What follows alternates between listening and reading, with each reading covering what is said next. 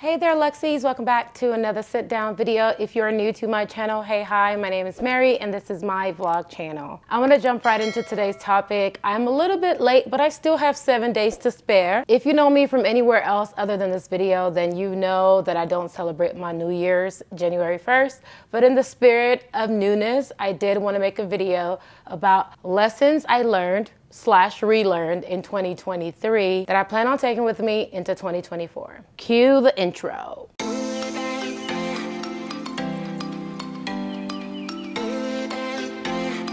Okay, quick disclaimer, I have these noted in my phone. A lot of these may seem generic to everyone, but if you know that the simplest things sometimes are the hardest to follow through on. So my number one is that boundaries are my best friend. For most of my life, I've always had really healthy boundaries since I was very, very young. Now, I didn't have the language for it or the understanding or even the appreciation of it. I've talked about this on the podcast. I'll link it down below. One of the reasons I undervalued boundaries, especially into my adult years, are because people around me made me feel like I was finicky for having them. It wasn't very popular not too long ago to stand on business. A lot of people made me feel like I was flighty or I was wishy-washy or seasonal, whatever you want to call it. People had different little jabs that they threw at me growing up. And I think at some point I really did start to internalize it. But thank the Lord for where we are now. Because baby, if this year didn't teach me anything, it taught me that boundaries are my best friend. The only people that have ever benefited from me not having boundaries are those that were using me, are those that had something to gain from my boundaries not being solid. And I will live on that hill. I don't care who it is, I don't care. Okay, number two, not everything I lose is a loss. Right? Sometimes the loss is a win. Sometimes the loss is a gain. Sometimes you have to lose things to find others. I genuinely believe that you can't receive while you're tight-fisted, right? If you're holding on so deeply to something or someone like this, how will anything else ever penetrate? It just doesn't really work. I'm at the point in my life that I'll lose anyone before I lose myself. That's just how it is. If the person or thing was worth having, the person would not have put themselves in a position to lose the privilege of having you in their lives. And again, this applies to employers, friends, opportunities. It's all the same thing. Number three is that the grass is greener where I water it. I live by this.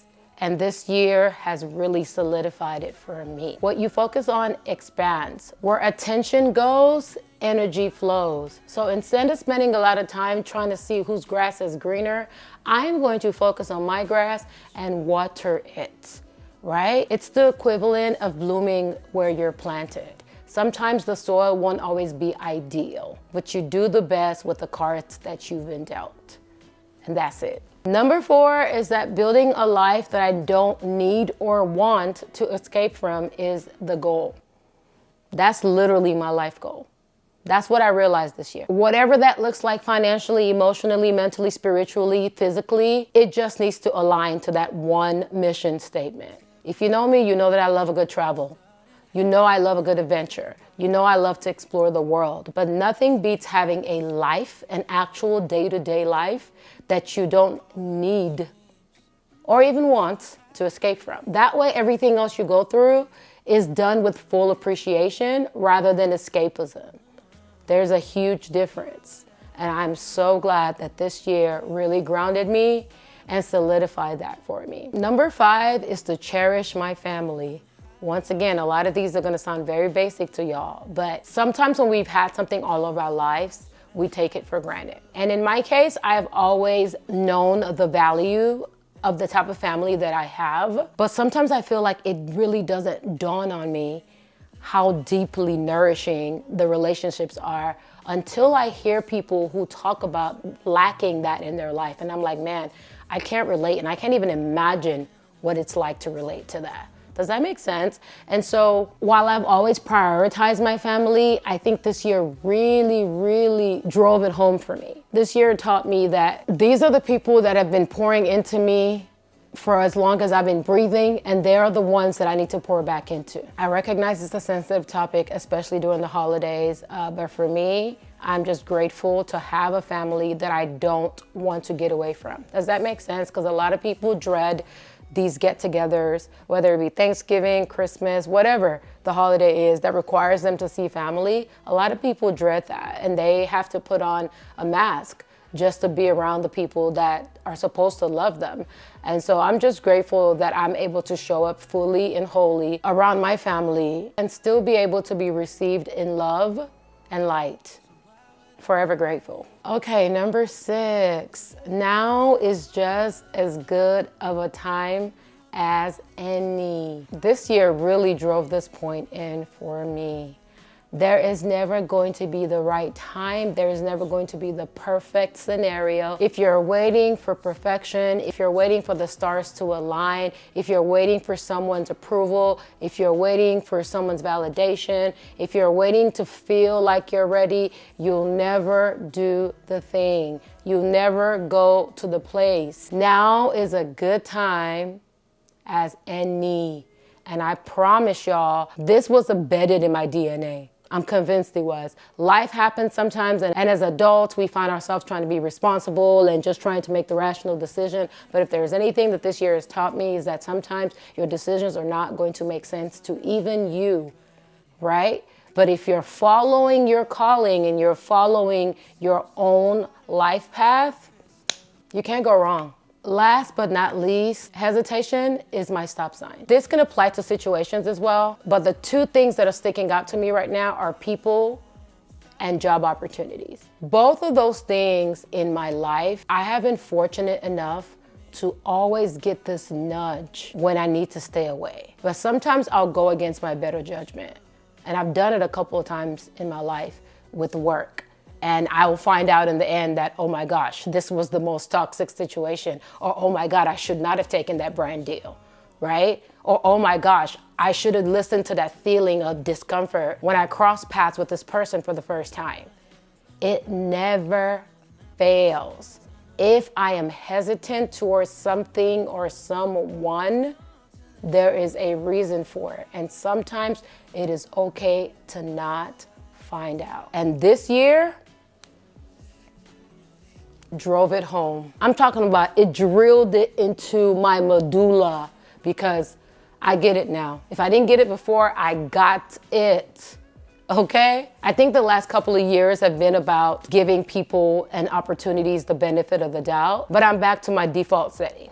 Okay? That's pretty much what 2023 was. 2023 was the year that I reverted back to default. If it looks like a duck, quacks like a duck, walks like a duck, it is a duck. I don't care if it doesn't look yellow to me. I don't care if it's a little bit orange. I don't care if it's brown or blue. It's a duck. Okay, I have a bonus one for you guys. This one's a bit intense, but I feel like each and every one of us is on a journey, right? Some of us are on a journey to self-discovery. Others of us are on a journey to redemption. Some of us are on a journey to learning a lesson. Some of us are on a journey to our karma. The last one is the one I want to focus on. Sometimes you meet people that are in a karmic situation. They are on a journey and life is trying to teach them a lesson. And you come in, you identify that something is off. You involve yourself, in other words, interrupt the process, and now you end up suffering the consequences for it. And so this lesson, whoo, come on. This lesson was it for me. Do not interrupt people's journeys. You don't know what cross they need to bear that will end up becoming your baggage because you could not get out of the way. I hope somebody's hearing me. I hope this is landing on someone because once it germinated for me, I understood it. And you'll know because it's either gonna feel light or it'll feel heavy, right? The person will either feel safe or they'll give you anxiety. You will know. Sometimes people could be on a journey that you're supposed to come along with, but those scenarios won't come with suffering. And so you'll be able to easily identify it. People that are still dealing with their demons come with a lot of dark energy. And if you step into it, maybe you are going to get entangled in the vortex. It is okay to identify that people are in a place of growth and expansion and wish them well. And if a lot of us did this more often, I feel like people would get to their destinations a lot sooner. There is more to life than trying to force life. And that's all I'm gonna say.